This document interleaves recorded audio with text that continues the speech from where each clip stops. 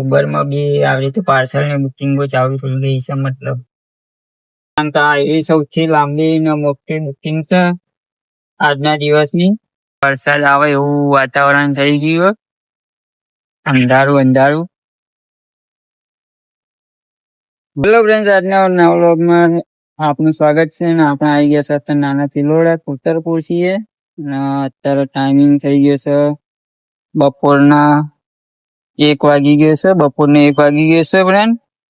અને આ બધો સામાન જે હું દેખાડું છું, આ બધો સામાન છે. જો ટાઈમ ચીલી અને આ કંઈક છે જે ઘરનું કલર કામનું છે સામાન.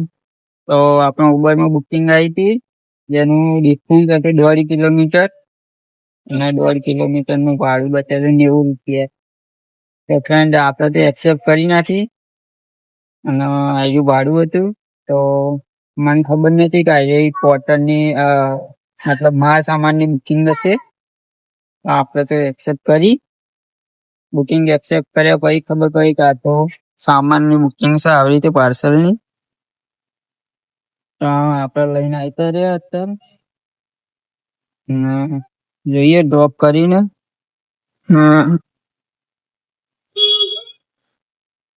અત્યારે આપણને બીજું એક આનું તો બિલ આપણને મળ્યું છે 90 રૂપિયા. હા ના તો સારું કહેવાય. બીજું જોઈએ, હજુ બીજી બુકિંગ મારી નહીં. અત્યારે તો આ પહેલી બુકિંગ છે. ઉબરમાં બી આવી રીતે પાર્સલની બુકિંગો ચાલુ થઈ ગઈ છે. મતલબ અત્યારે આપણને મળી ગઈ છે. પોર્ટરમાં બી એક્સેપ્ટ કરી છે અને ડિલિવરીમાં બી એક્સેપ્ટ કરી નાખી છે બુકિંગ. બંને અલગ અલગ ડિસ્ટન્સમાં. તો ફ્રેન્ડ આનું બિલ આવ્યું છે 72 રૂપીસ. હા, જો બુકિંગ એન્ડ કરી નાખીએ. બહુ ઓછું કહેવાય તો ભાઈ, ખબર ના પડે. ટોટલ 90 રૂપિયા બિલ આવી છે. તો પેમેન્ટ કલેક્ટ કરી નાખી. આવી ગયા હતા અત્યારે અહીંયા સામાન પાર્સલની બુકિંગ હતી પોર્ટલમાં. તો પિકઅપ લોકેશન ઉપર આવી ગયા હતા. તો કસ્ટમરને ફોન કર્યો. કસ્ટમર કે અત્યારે નહીં, 2 વાગ્યા પછી આવો. ભાઈ 2 વાગ્યા પછીનો મતલબ કઈ ખબર ના પડી. હવે પાર્સલ લેવાનું, પાર્સલ અત્યારે પહોંચાડવાનું, તો 2 વાગે આનું કરવાનું. અત્યારે બુક કેમ કરી 1 વાગે? તો કસ્ટમરને વાત કરે છે, જોઈએ તો રિસ્પોન્સ આવે. 400 રૂપિયાની બુકિંગ હતી એ બી કેન્સલ કરી નાખી. અને આપણે આવી લઈને આવ્યા હતા, ફોન આવ્યો. તો ફ્રેન્ડ બુકિંગ કેન્સલ કરાવી નાખી. ના ગણનક ના ઘાટના એવું કરી નાખ્યું. કારણ કે 2 બુકિંગ એક્સેપ્ટ કરી હતી. એક પોર્ટલમાં હતી અને એક હતી ડિલિવરીમાં, જે 400 ની હતી. અને આવી 300 ની હતી, એ આપણે એક્સેપ્ટ કરવા આવ્યા હતા. તો આવું થઈ ગયું. કશો વાંધો નહીં, હવે બુકિંગ ની રાહ જોઈશે. બીજું તો શું, આપણને અત્યારે બુકિંગ મળી ગઈ તો પોર્ટલમાં. તો આપણે અત્યારે છીએ નાના ચિલોડા અને આપણે જવાનું છે હાઈવે સામાન લઈ. જો આ બોક્સ છે અને એક આ પાછળ પડી એ પાઇપ છે. જે બી હોય પાઇપ જેવું કંઈક હતું, તો આપણે 2 લઈને જવાનું છે. અને અહીંયાથી ડિસ્ટન્સ થાય છે, કારણ કે આ એવી સૌથી લાંબી ને મોટી બુકિંગ છે આજના દિવસની. અને જોવા જઈએ તો આ પહેલી બુકિંગ છે સૌથી મોટી. કેટલા કિલોમીટરની છે? 47 કિલોમીટરની બુકિંગ છે. પહેલી જ આપણે આવી ગયા હતા અત્યારે અપોલો સર્કલ. તો અપોલો સર્કલ વાળું બ્રિજ બનાવશે, તો ત્યાં જોવા ટ્રક શું કરે છે ઉપર.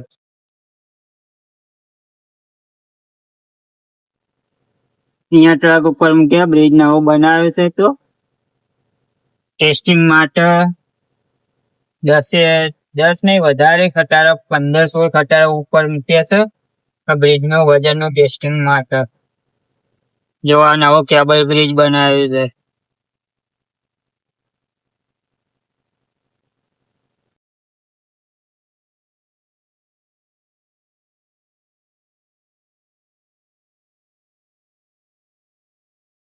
આપણે સામાન ડ્રોપ કરી નાખ્યો અહીંયા. અને આનું ભાડું આવ્યું 628 રૂપિયા આવ્યું ટોટલ પેમેન્ટ. અને આપણે અત્યારે આવી ગયા છે ચાંગોદર. તો આવી છે ચોપડા ને એ બધું બનાવે છે, એની કંપની છે. બુક બનાવે છે, ચોપડીઓ, નોટ ને એ બધું. આપણે બુકિંગ એન્ડ કરી નાખી, વેટ કરીએ નેક્સ્ટ બુકિંગ માટે. આપણને અત્યારે પોર્ટલમાં ભાડું મળી ગયું હતું અને આપણે હતા ચાંગોદર. તો અંદર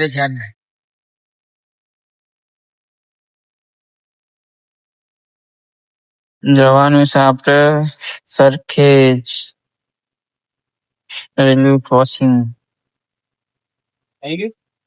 તો ફ્રેન્ડ ત્યાંથી આપણે સામાન લઈને નીકળી ગયા. સામાનમાં આ કઈક બોરી છે ભાઈ, ભારી છે, 40-50 કિલોની બોરી છે. તો આપણે તો બાયપાસ જવાનું, હાઈવે ટુ હાઈવે. જોઈ રહ્યા કેટલા કિલોમીટર જવાનું છે. તો અહીંયાથી આપણે જવાનું છે સરખેજ. એ 15 કિલોમીટર ડિસ્ટન્સ થાય છે. અને અત્યારે વાગી ગયા છે 5:11, એટલે થોડો ટ્રાફિક અહીંયા આપણને મળશે.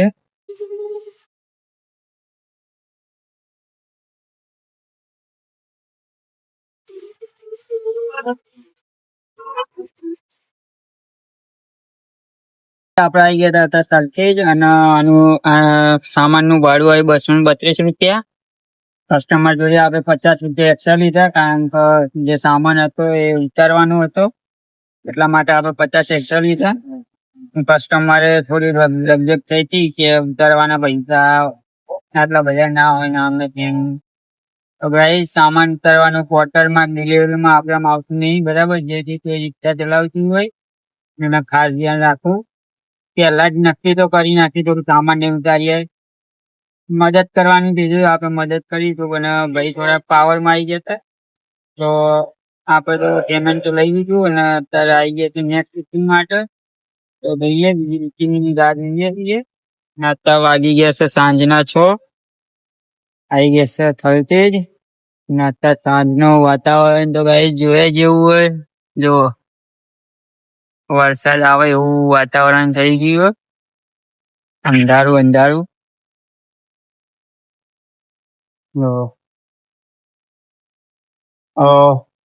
આજે તો કદાચ વરસાદ પડી ગયા, કઈ ના અપાય. ના આપડે બોસર બુકિંગ મળી ગયું હતું, આવી ગયા હતા થલતેજ. એનું ભાડું આવ્યું હતું 200 રૂપિયા જેવું. સાંજના ટાઈમ બી થઈ ગયો તો આપણે જઈશું હવે ઘર સાઈડ. તો નેક્સ્ટ વ્લોગ માટે લાઈક સબસ્ક્રાઈબ કરો. Tata bye bye, C you.